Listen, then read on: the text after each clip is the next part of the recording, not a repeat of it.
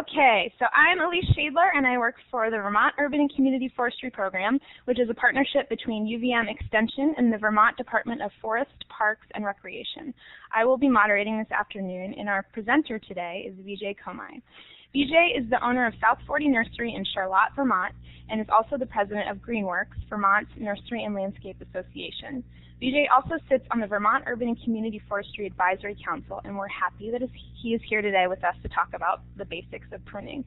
I'm going to let Vijay introduce himself a little bit further, so without further ado, I will turn it over to him. Thank you, Elise, and thank you, everybody, for joining us this afternoon. Hopefully, spring isn't far behind us here.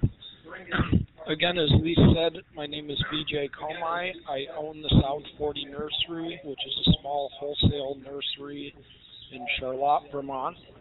I've been running the nursery for the past 25 years after gaining a degree in community forestry and horticulture from the University of Vermont.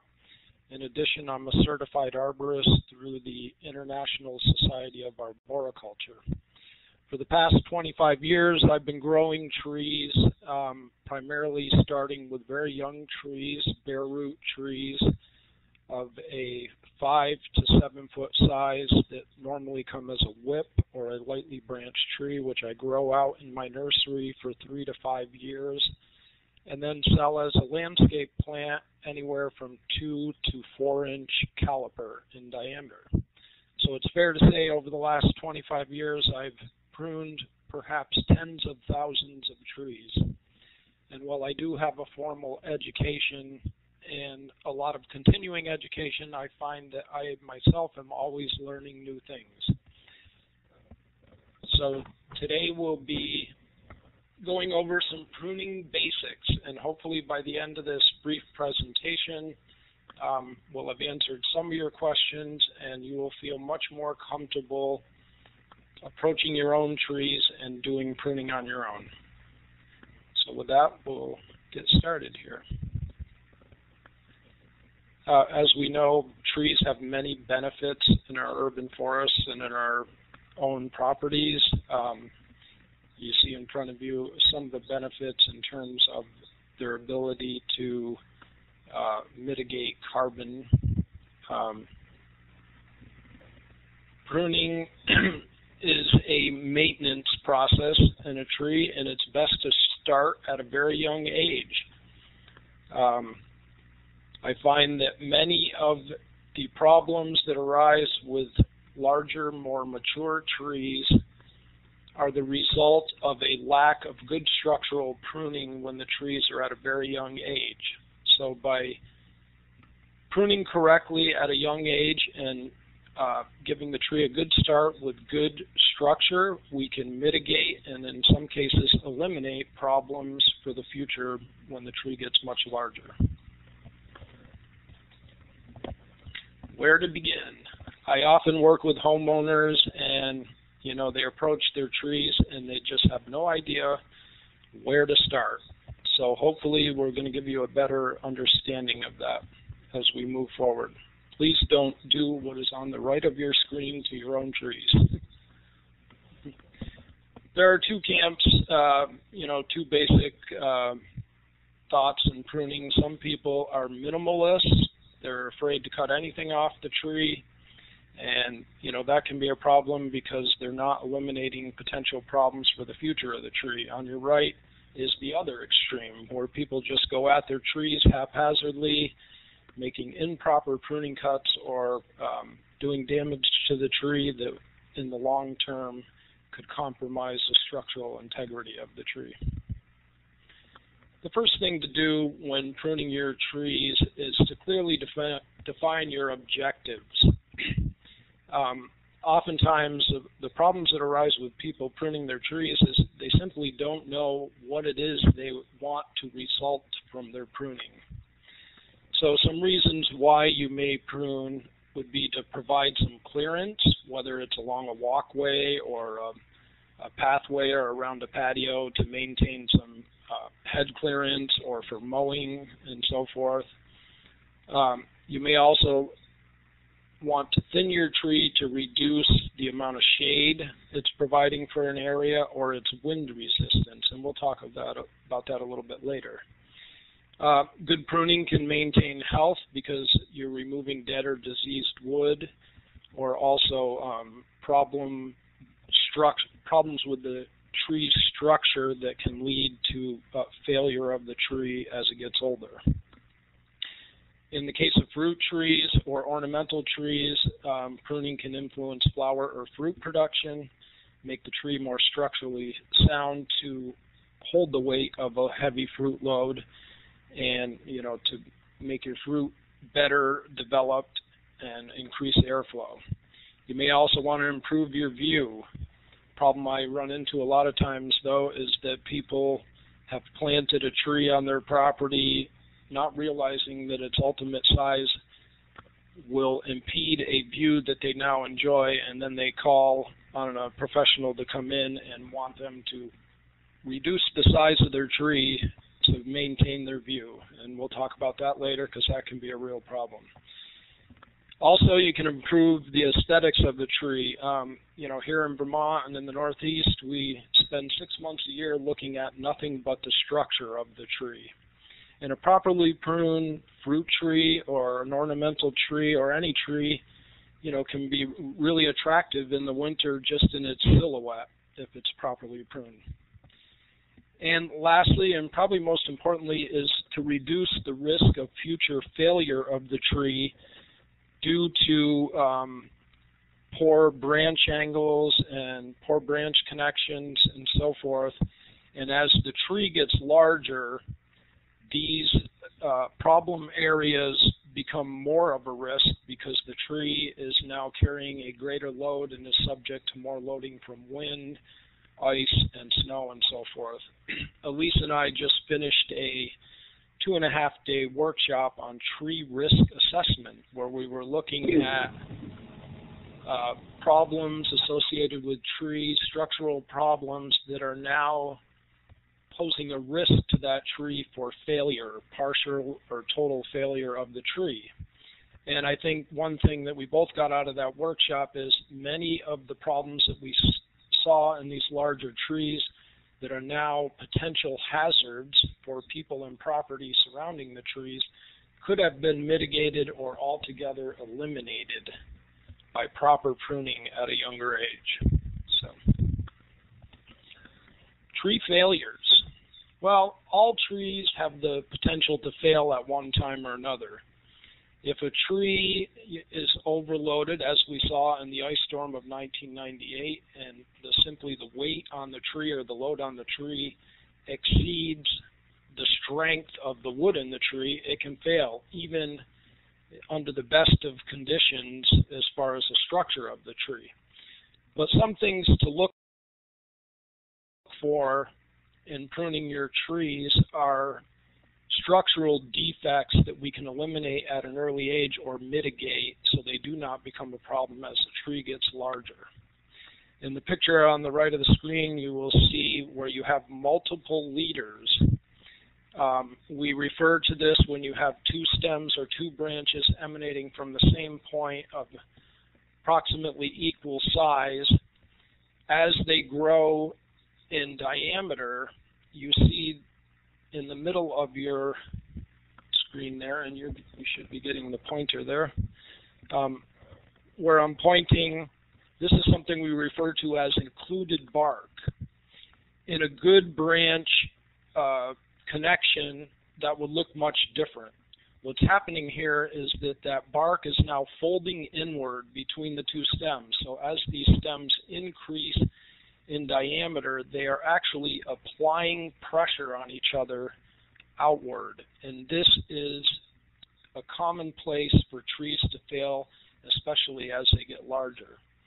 And as I said earlier, this really becomes a problem, and the likelihood of a branch angle like that failing becomes more likely as the tree gets older and you have more weight and more load associated and with that spot on the tree.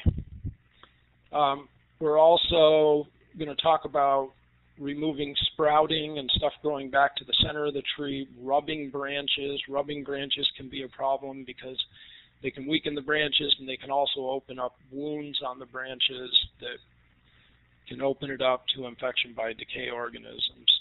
Cracks in trees can be a real problem. Aggressive opposite branching can also be a problem structurally, and poor limb attachment. A few principles to remember. Proper pruning technique is essential. Trees do not heal, they seal. When you make a wound on a tree, that wound is always going to be there in the wood, but if the pruning cut is made properly, new wood tissue will begin to develop as callus, and with time will seal off that wound. The tree biologically has ways of chemically walling off decay on the inside of the tree and on either side of the pruning cut, and as well as up and down the tree, to prevent the spread of decay. Those walls sometimes fail, but the trees are very resilient. Keep in mind that small cuts, the smaller the cut, the better, because you're doing less damage. You're opening a smaller wound, which is more likely to seal more quickly.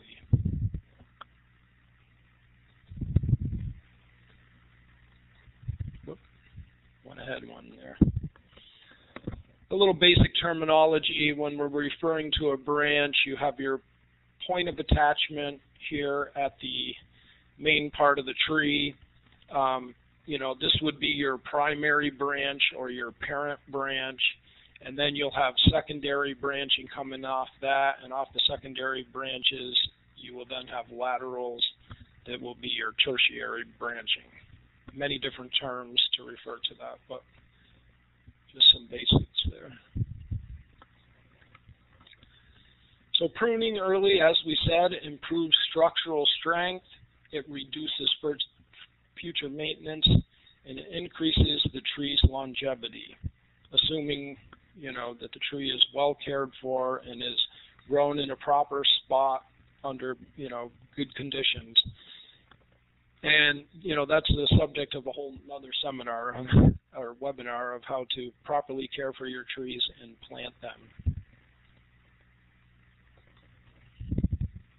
The Pruning Don'ts.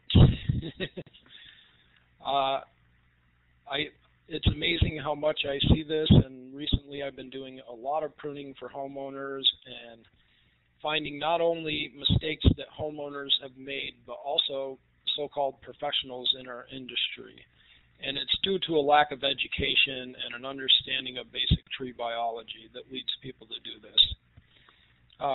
Typically the smaller the branches are when you prune them, the better. As I said, opening up larger wounds take longer to seal, and it's more of a shock to the tree to remove larger parts. So, and again, people trying to prune trees to reduce their overall height can be a real issue. There's some ways to subordinate the tree, but ideally it's all about picking the right tree for the right spot that's not going to outgrow the intended height of what you're looking for. So you need to start with a plan. First thing I would tell you is to purchase quality nursery stock.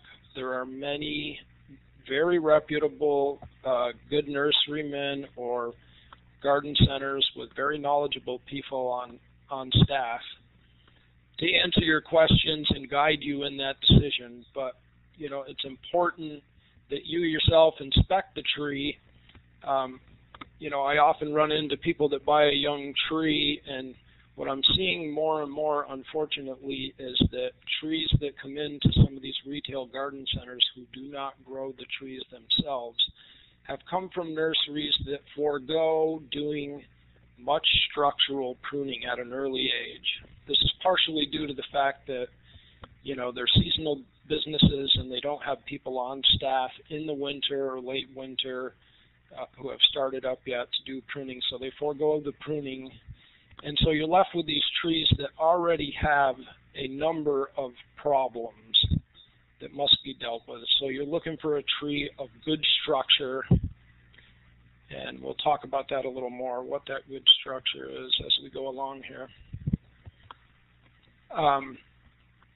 The first thing you want to do when you approach your tree is to remove the 4 Ds, easy way to remember it. Remove damaged, diseased, dying, or dead branches. There's a couple reasons for this. Obviously, anything that's dead or dying or diseased you don't want on the tree, or damaged. But also, you know, get rid of that stuff first, because when you go to start looking at the overall structure of the tree and making decisions as to what stays and what goes when you come to doing thinning cuts or other cuts on the tree, you don't want to be including them in your overall picture of the tree before you make those decisions. Select a leader and remove or reduce competing leaders. Oftentimes you will see trees develop to a certain point, and then they will have multiple leaders. And here you see, you know, we've got this shoot on the right that wants to compete with the main leader in the center. That can be a problem, because if they grow at equal size and compete with each other, you may end up with that situation of the included bark back here in this crotch. Ideally, you know, the textbooks, all the pictures will show you, you want to maintain a tree with a strong central leader with well-placed lateral branching. Unfortunately, not all trees that we grow read that textbook. There are many examples of trees that are commonly grown as ornamentals or shade trees that by their very nature tend to get to a certain point and be sort of multi-stemmed. And we'll talk about how to deal with that. And oftentimes a lot of the ornamentals or flowering crab apples and certainly fruit trees do not grow to an extensive height with a strong central leader. What is most important is that your angle of branch attachment and what that attachment looks like is a sound connection. So don't be so concerned about maintaining a strong central leader throughout the tree, so long as there's not competing leaders or poor branch attachments there.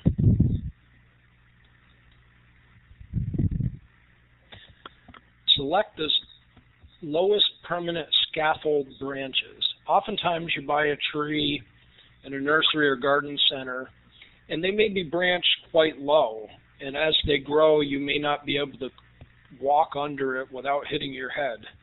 What I find is that, you know, and having grown trees for many years in the nursery, I typically prune my trees to a height of 5 feet maybe as the first scaffold branches.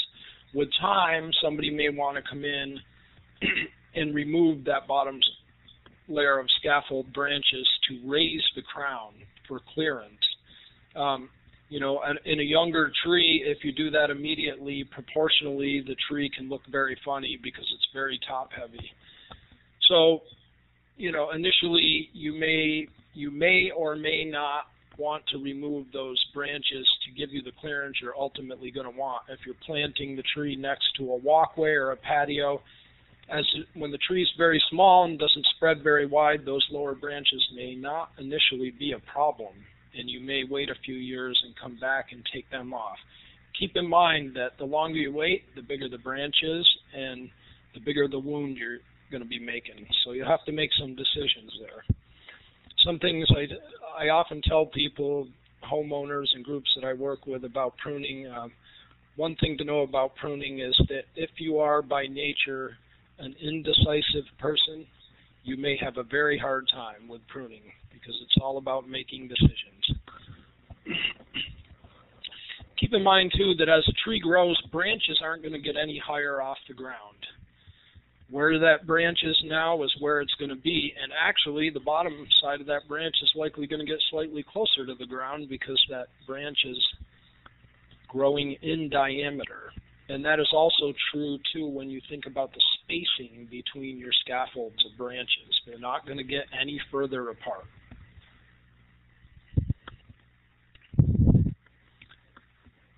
Select temporary branches. This is interesting because keep in mind that you can always come back at a later date and remove a branch. So, you don't have to rush out to do all your selective and thinning cuts right away. And typically, I like to tell people when you plant a tree the first year, I wouldn't remove anything except the 4 Ds, the dead, disease, dying, or damaged branches. Because that tree, when it was dug in a nursery, assuming it was a balled and burlap tree, lost perhaps 75% or more of its root system in that process. So every leaf on that tree for that coming season is going to be, photosynthesizing and feeding that tree and that root system for growth the following year. So you don't need to rush on selecting your branches. Ideally, you would like to have your branches spiraled around the trunk so that no branch is directly above or opposite one another. Now, this can be a problem because there are a number of species of trees, including all the maples, all the ash, and the dogwoods. Horse chestnut would be another one that by their very nature are opposite branched. In other words, on a branch or on a twig where you have a bud, you have another bud on the opposite side of it. So that cannot be avoided. But more importantly is selecting branches so that each branch has its own space in which to grow with adequate spacing between your levels of scaffold branching. So as you see here, it says 12 to 18 inches on smaller trees, 18 to 24 inches on larger trees. And keep in mind that that space does not get any larger. With time, it actually will get slightly smaller. Again, we're talking about the spacing of your main branches. Make sure that each branch has its own plane to grow in or its own space. I typically tell people a good visualization is that when you're pruning, when you're done, you should be able to take a stick outstretched in your arm, and starting from the point of the branch attachment on the tree, you should be able to run that stick between your levels of branches all the way out to the end without hitting anything. And that leaves you a space between your scaffold branches.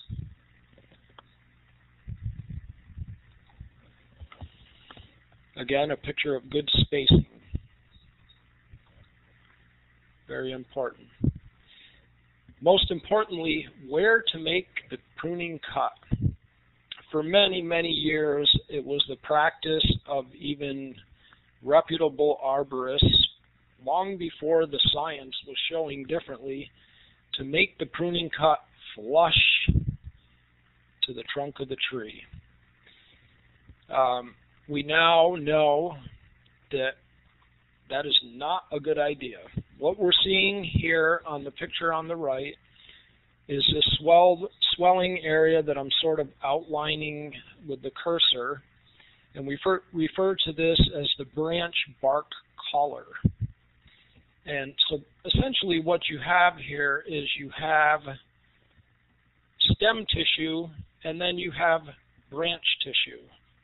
And this is the transition zone between the two, or the branch protection zone.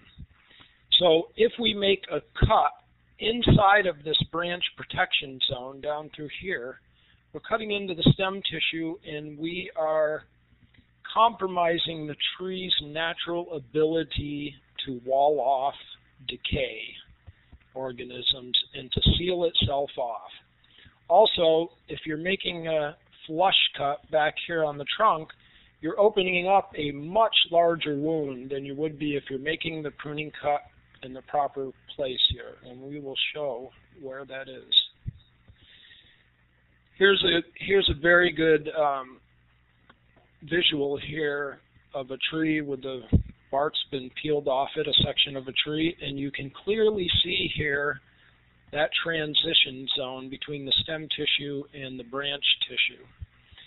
And so this is referred to as a branch bark collar, and on the inside and top, and this is very obvious on some trees, not so obvious on others, is the branch bark ridge. And when you look at a branch attachment, you should actually see a raised ridge there, as opposed to if we went back to the slide on the included bark where there was actually an inward folding there. What we want to see is a raised ridge.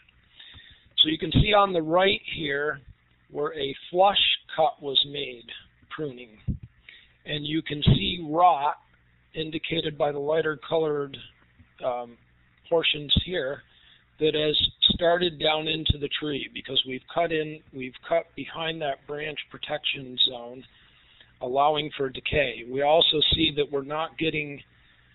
we didn't get good callus formation. It took a long time to close this wound or seal this wound. On the right here is where we made a correct cut, and that cut was made just on the outside edge of this branch bark collar, starting from just the outside edge of the branch bark ridge and on a slight angle down to here. What we find is we're making a much smaller pruning cut, and we're getting much better callus formation and subsequent sealing of that pruning wound. If you make this cut properly, this is what you will see in a year's time. And depending on the vigor of the tree and the size of the pruning cut, you know, these can take a couple of years up to several years to totally seal themselves off. But you see we have good callus formation, good response growth here, and it's starting to seal that wound. It should look like a donut. Back to the branch unions here, we see on the left where we have that included bark. Notice the inward folding or indentation, something to look for. And if you eliminate this at a very early age before it becomes a huge problem, that's what you're looking for when you're looking at branch unions. On the right, we have a proper branch union. You can see we don't have two branches or stems of similar size. One is much smaller. We note here in the crease a little raised ridge. That's your branch bark ridge, and a clearly defined branch bark collar there. We already talked about this bark inclusion, something to look for and catch at an early age. There is, again, little wood holding this together here. And as each of these stems increases in diameter, they're actually applying a force on one another and pushing each other apart. As the tree grows larger, the load increases, the weight on the tree, it catches more wind as it gets taller, and the likelihood of failure of a bark inclusion like this increases over time. Here again is a look inside. We see on the right the branch bark inclusion.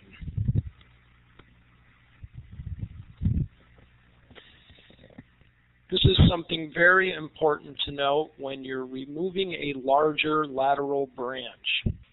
It's best to use this three-part pruning process. And the reason being, if we were just to make our cut in the proper place on the outside of that branch, outside edge of that branch bark collar, and you cut down from the top, likely if you cannot support the weight of this branch at the same time, the branch will start to fall and will tear the bark below this union. So the proper way to do that is to make an undercut out away from the stem, maybe a quarter to a third of the way in. Then go out here, cut number 2, and cut all the way through. Typically what will happen is this will start, as you cut through, you will get a breakage here. And this stops that progression of tearing back down into here. Now you're left with this branch stub, and I would also advise at this point to actually support this, depending on its size, with one hand while you make a cut back here with the other in the proper place. Here's a good example. We see the clearly defined branch bark collar. We've got a nice raised branch bark ridge, and that cut made on a slight angle just outside the edge of that branch bark collar.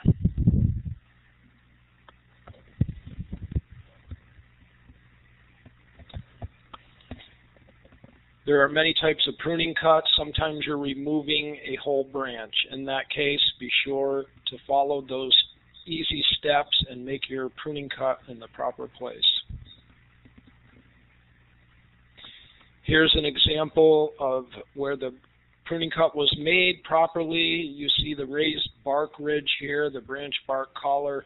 It was made on a slight angle. One thing I'd like to point out is it appears to me that this pruning cut was made with a pruning saw from the bottom up, which is fine. The reason probably being that somebody was not able to get a pruning saw in between this space, between the branch and the main stem. So they started cutting from the bottom, and when they did, they probably applied a little pressure on the branch to prevent pinching of the saw, and you'll see here there's a little tear in the bark. So be careful and avoid that. You don't want to be peeling away the bark up there. And how are we doing for time? Okay. Another type of cut that you may make on your trees is a reduction cut. This would be done for several reasons. And again, here we're not cutting the top off the tree necessarily. What we would be doing is subordinating some of these larger lateral branches that are competing in height with our main leader here. So you see these larger lateral branches. So a general rule of thumb when you are making reduction cuts is that you always cut back to an outward facing lateral. The objective with pruning is to make your growth on your tree go outward and not upward. So if we're reducing here the size of this large lateral branch, we'll do that with a reduction cut. Now, a good rule of thumb is that you do not, the piece that you are cutting off, the piece that you are leaving as a lateral branch should be no less than 1/3 to 1/2 the diameter of what you're taking off. That's very important. You don't want to be making pruning cuts and taking a 6-inch branch off here in diameter and leaving a 1-inch branch coming out the side. That cut is made now on the other side of the branch bark collar and on a slight angle. Again, you may want to make a cut up here first to reduce some of the weight on the branch, and then come back and supporting this with one hand, make that cut in the proper place. So again, you're removing the stem back to a living lateral branch. That lateral branch will then assume the terminal role of that branch and will grow outward and upward. And again, the branch should be 1/3. The branch that you leave should be 1/3 to 1/2 of the removed portion in diameter. The reduction cut is again useful for developing a dominant leader here. We see this is a young elm tree, and you can see where the light-colored arrows here, where when this tree was young, it probably had very long shoots that were growing up and competing to be co-dominant leaders with the main leader. So a pruning cut was made back here, a reduction cut, leaving an outward-facing bud or lateral branch that would grow outward, thus subordinating these branches, allowing the center of the tree to grow up and these laterals to grow outward.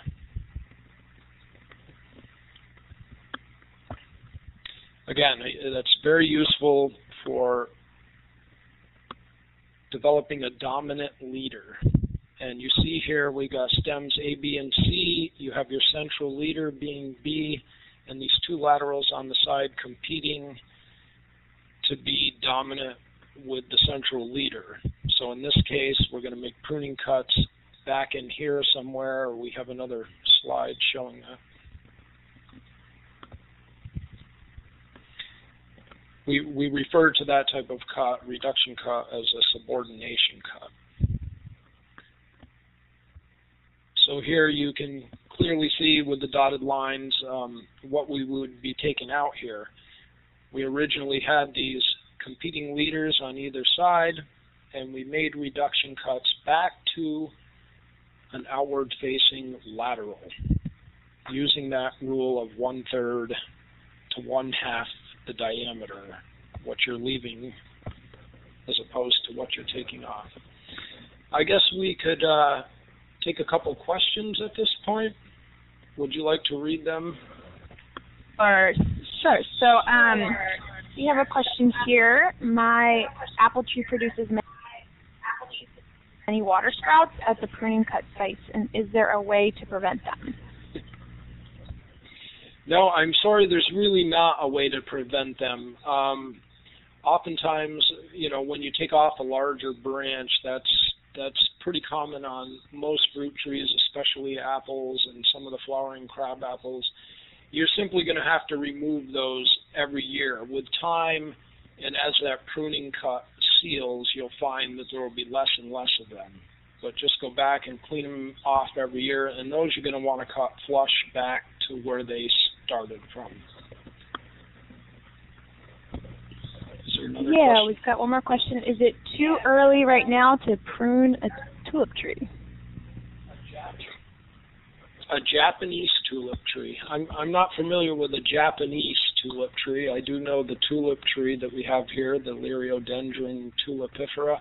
Now is a great time to prune any trees. The trees are dormant. They have not yet started to swell their buds or put out new growth for the season, so now would be a great time to get out and prune. The other reason for pruning at this time of year is obviously you can see the entire structure of the tree without any foliage on it. Again, here there's a slide of a subordination cut. It's very hard to see here, but the tree on the left, there were two large trunks emanating from the same point halfway up the tree. So what was done on the right was that one of those was subordinated, where a portion of the top of it was cut back to an outward-facing lateral branch, and it's very difficult to see in that photograph. So in this case, it looks like we might have a maple here, hard to tell from the photograph, but as you see here in the top of the tree got to a certain point and has now put 4 leaders out emanating from 1 or 2 different points, and they're all competing to be the top of the tree. Again, this is a situation where with time we could develop this problem of included bark, making this a very structurally unsound tree for the future. So the best idea here is to remove 1 or 2 of those competing leaders and reduce the others. Again, cutting them back or subordinating them to an outward-facing lateral branch. A heading cut.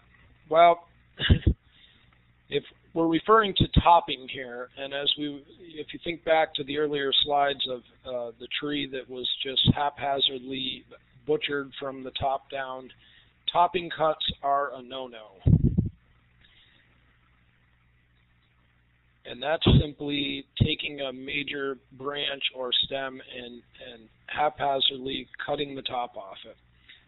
Again, this is what we're looking for, is on the left, if you do make a reduction cut, you're making it to that outward-facing lateral that is 1/3 to 1/2 the diameter minimum of what you are taking off above it. You do never make your cut, haphazardly, leaving a stub like we see here on the right. The cut would always be made back in here, just above the lateral. Now, in terms of younger shoots, oftentimes people buy very small trees, and if the tree gets well established early, it may put out a foot of growth or more in a single season, and you will get a single shoot like we see on the right here. Having grown trees in a nursery setting for 25 years under really ideal conditions, I often have maples and other things that will put out shoots. I've had them as long as 3 feet, elms sometimes 4 feet. What happens here is that you get a long shoot and you don't get any lateral branching. So in this case, on smaller shoots, and I'm talking stuff, the diameter of your index finger or smaller, you can promote some lateral branching by cutting this back or subordinating it. And typically you might take as much as 1/3 to 1/2 of it off. But when you make that cut, always make it just above a node or a bud or a point where a branch would be coming off, where I have the pointer here, and always just above an outward facing bud, because again, we're trying to promote our growth to go upward and outward, not to the inside. And when you do that, what will happen is that bud will typically break and start growing and assume that terminal. And so this will grow and grow, continue to grow upwards and be the dominant stem or branch there. And then these buds below that cut will then break and form secondary branching. I do this a lot in the nursery to, make the tree more full and promote secondary branching. You can then come back in a year or two and thin some of those secondary branches if need be. Topping cuts are bad because they result in decay. When we make a topping cut like that, what happens is there is no branch protection zone. The tree typically cannot seal this wound. You will not see callus tissue forming around the edge of a cut like this. If you have trees on your own property where you've haphazardly cut the tops like this, even on smaller trees, go back and look at them, and I guarantee you in a year's time you will not see that donut. This allows for decay organisms to get in here and start decaying this back into the center of the tree. What also happens when you do this is that latent buds or dormant buds around the area of this cut will then break and force. And so you'll get this proliferation of shoots coming off from the sides. And we see that in the photograph on the right. It's kind of laying on its side here, but this branch was cut off right here. We've got a shoot that came up here, one here, and it looks like one here. Those are very weakly attached. You notice here that there is no callus formation or no sealing of this wound, and very obvious decay going back down into the trunk. Do not top your trees.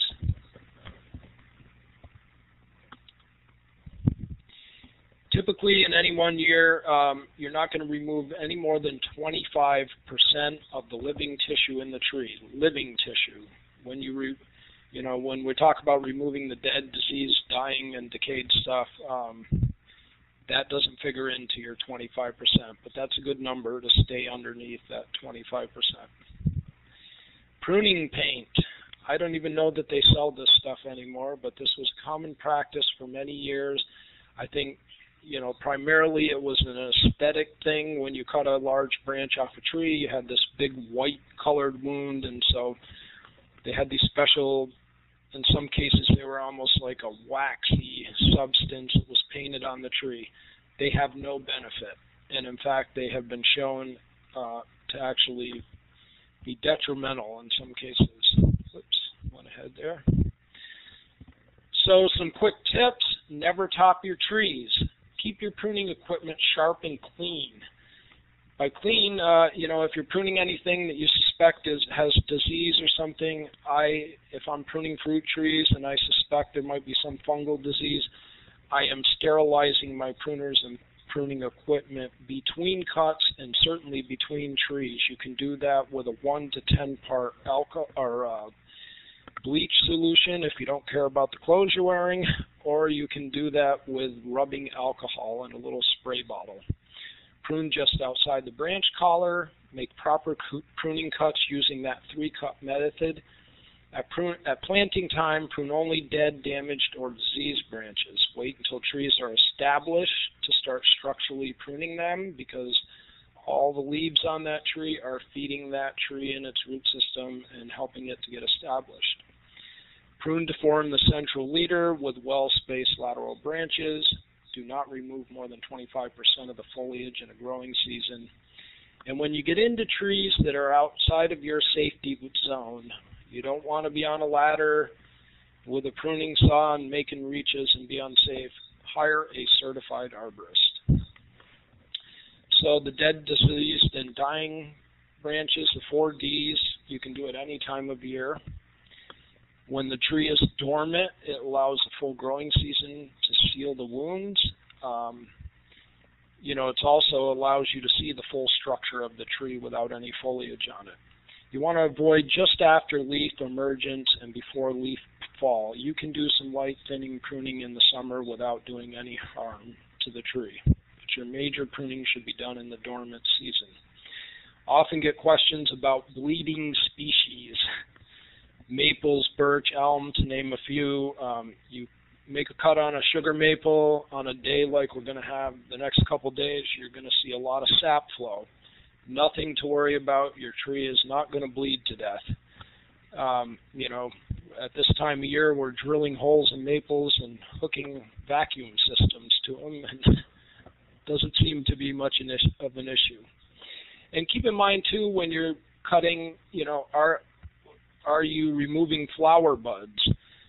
If you were to go out and prune a Japanese tree lilac right now, and you were making some heading back cuts or reduction cuts, the flower buds were formed on the terminal of last year's growth, so you may be removing flower buds. I won't talk much about evergreens. Evergreens have determinate growth. Some of the evergreens, spruce, fir, and pine, are a number of them. And by determinate, we mean that they do one flush of growth in the spring, typically, depending on the season, it may go into June, and then they're done growing for the year. So if you feel a need to prune your pines, or I don't know why you would, shearing your pines or spruce trees or so forth, because they are ultimately going to be 60 to 100-foot trees. But you would want to remove, cut back part of these new candles or new growth before they are fully done growing. Should we go to another question here, or just wrap this up and then we've got a couple questions specifically about timing of pruning. So you kind of addressed that already, but specifically from Jane, wondering how late we can prune apples and crab apples into the spring, and what time of year, again, is best to prune a ginkgo tree. The ginkgo tree definitely do when it's dormant. Get your apples and fruit trees in the next 4 weeks before buds start to swell and that new growth starts. A question about how late do you think we'll be able to prune apple and crab apple trees this year? I don't know. I wish I could predict the weather. I typically prune right up until I start to see buds swell. When you start to see those buds swell and the tree's getting ready to push new growth, it's time to back off. Great. And then we had a question here from Green Sort. If you encounter a situation where there's already included bark and no visible branch collar, how would you approach that?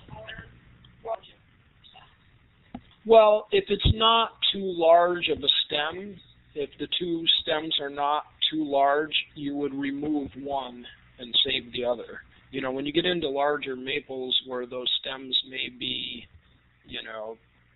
6 inches or more in diameter, then it's a problem. That's why good structural pruning at an early age is so important. Great. And then one more question from Jane real quick, asking for ideas on best pruning a young dwarf apple tree to keep it low and horizontal so you can grab the apple.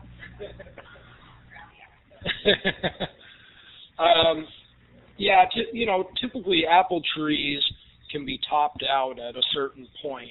And again, if you see really old apple orchards have been pruned for, 50 years or more, you typically have a tree with sort of a strong central trunk and then a lower scaffold of branches and then an upper one. And you're taking away all the top growth and letting those scaffold branches go straight out. And that is fine, but keep in mind when you do that, you are going to be fighting the water sprouts every year. And the apple orchard up the road from me, they're out there pruning, and every year these trees that have been pruned for years and years, they're out there removing tons of sprouts every year. So I hope that's helpful. Go ahead, keep going. Quickly on hedges, typically people plant a hedge to provide some screening between them and their neighbors or a road or so forth. When you're shaping your hedge from an early age, you want the base of the hedge to be wider than the top of the hedge, as we see on the right of your screen. On the left is what I often see people do, and the problem is you don't get good sunlight to these lower branches. It starts to thin out, and over time the hedge loses its ability to screen, which is the purpose for which you planted it to begin with. When we're talking about, I often get questions about pruning old lilacs especially, or big old shrubs. You can do this, and it's usually, if it hasn't been done for a number of years, it may be a couple of year process where what you do is go in and sort of mentally divide a large lilac into thirds, and then remove a few of the largest canes, older canes, from each third of that plant. You can cut them right at the base, or in some cases you can cut them back to a good lateral branch. And what that will do is open up light to some of the suckers that are coming up from the base. It'll promote sucker growth from the base, and you can rejuvenate the plant over time. Again, here we're talking about dividing that plant into thirds, prune the oldest wood out from each third, and you're going to do that over the course of a couple of years. And you will find that those smaller shoots or more juvenile shoots will really take off, and you can really rejuvenate that plant with time. Some quick things on tools. I typically use two different tools in pruning. I use a good quality bypass pruners that are kept very sharp, and by bypass I mean the blade on the pruner passes by the lower part of the pruner. This allows you to get those pruners in and make a proper pruning cut in the proper place. If you keep them sharp, you're able to cut quite large branches. The other tool that I am a big fan of is a small folding good quality pruning saw, and you can buy a pretty good quality one pretty cheaply. This allows you to cut those branches that are a little larger than what you can get your pruners around, and make those larger pruning cuts. I myself am not a big fan of loppers. I think they're a dangerous tool in the hands of most homeowners who don't understand the basics of pruning. I find it very difficult to make a proper pruning cut with loppers. But if you prefer to use them, just make sure on those branches, again, on larger branches, reduce some of the weight first by making the cut out away from the plant and then coming back and making it in the proper place outside of that branch collar. I'm also not a big fan of pruning pole saws. The reason being, these pole saws, if you're trying to remove a branch at any distance from you, and it's a smaller branch, and the branch is moving, and the saw handle is got some spring to it, it's very hard to make a proper pruning cut and to avoid that tearing that we talked about when removing a larger branch. Typically, you need to make an undercut in the same place that your final cut, underneath the same place where your final cut is going to be made, and that's very difficult to do with a pruning saw and get that saw in there and make a proper cut. I prefer on trees that aren't too tall to use a very sturdy step ladder, make sure that I'm safe and stable and get up there and get close and personal. So in the event that you run into trees that are more than you can handle, it's always important to hire a certified arborist and check their credentials. The International Society of Arboriculture is a great way to do that. They have a great website where you can check on the credentials of somebody, ask people for references. Just because somebody has a logo on their truck doesn't mean they're well educated or certified to deal with your trees. So thank you very much for joining us. This afternoon, and if there's any more questions, we could and so thanks, VJ, so much. There's a lot of information in that webinar, and for those of you who are furiously taking notes, this webinar is being recorded and will be available on our website. The link is in the chat box. Lucy, thanks for putting that up there. In the next couple of days, so you are free to watch it as many times as you'd like to. And for those that have just entered the room, I did notice a number of people just came in the last couple minutes, and I do suspect that you're probably not Eastern Standard Time, and we are in Vermont, so apologies for any confusion on that. We will change that in our next promotion. So if you wouldn't mind filling out our SurveyMonkey survey, it should take you just about a minute, and we'll take a couple more questions in the next minute or so. There was a question a while back about Christmas tree pruning. BJ, any thoughts on that? Well, Christmas tree pruning, typically Christmas trees are sheared every year to provide that very full appearance that so many people like. And again, that's done. Christmas trees are typically firs, sometimes spruces, sometimes pines. So that shearing is done when those candles are fully out, but before that terminal bud is set. So basically, you're cutting off a portion of that candle or new shoot, and what happens is then the following year you will get bud breaks, numerous bud breaks below that cut, which will make for a much fuller tree. It's hard to say when that is, late May to June, depending on the season and depending where you are in Vermont. Great, and if anybody else has any questions, please go ahead and put them in the chat box. And just wanted to remind you all that our next spring webinar will be on Thursday, April 24th at 12 p.m. Eastern Standard Time, and this webinar will be focused on tree selection and planting site assessment. Our speaker will be Warren Spinner, who's Burlington's arborist, and many of you have probably already signed up, and I do have that information, so if you've already registered for it, you don't need to register again. But I wanted to let y'all know about that, and please feel free to spread the word. We thank everybody for attending today, and we'll stay on for just another minute or so if there are any other questions, but I do recognize that it is past 1. So thanks again, and hope to see you again at another webinar.